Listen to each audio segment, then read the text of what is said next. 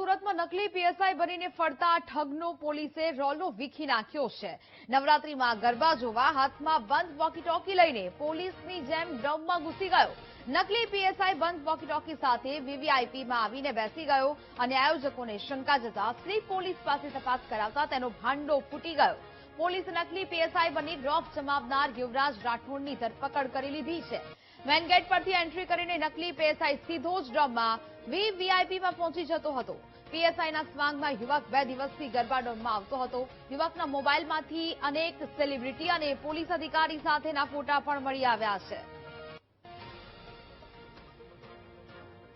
તો હવે દ્રશ્યો કે જ્યાં પીએસઆઈ બનીને સીન સપાટા કરતો હતો ને હવે પોલીસે તેની શાન ઠેકાણે લાવી છે।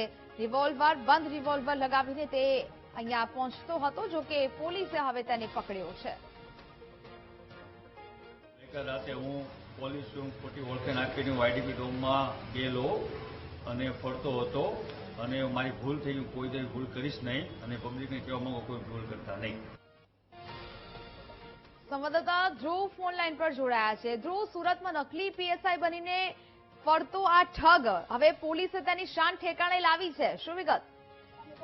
બિલકુલ, સુરતના ડુમસ વિસ્તારમાં ડુમસ પોલીસે એક નકલી પીએસઆઈ બનીને નવરાત્રીના આયોજનોમાં રોપ જમાવનાર એક યુવકની ધરપકડ કરી છે।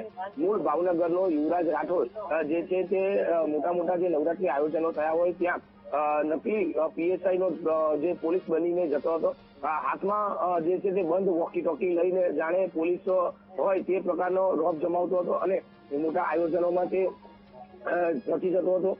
ત્યાં વીવીઆઈપી સહિતનો જે બેઠક વ્યવસ્થા હોય છે ત્યાં પહોંચીને તે રોપ જમાવતો હતો અને જેમાં એક આયોજક જે છે તેને શંકા ગઈ હતી। ડુમસ વિસ્તારમાં જે નવરાત્રીનું આયોજન થયું છે ત્યાં આયોજકને શંકા જતા તેમણે અસલી પોલીસની બોલાવી ખરાઈ કરાવી હતી, તો આખો ભાંડો ફૂટી ગયો હતો।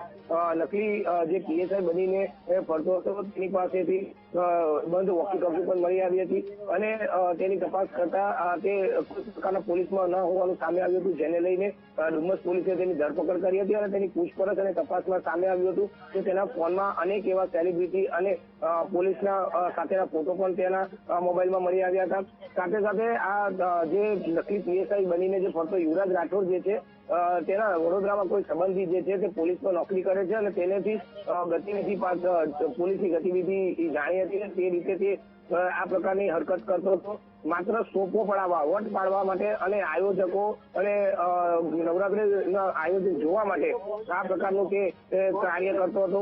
જો કે હાલ તો પોલીસે તેને પકડી પાડ્યો છે, તેની શાન ઠેકાણે લાવી છે। જી બિલકુલ ધ્રુવ, જાણકારી બદલ આપનો આભાર।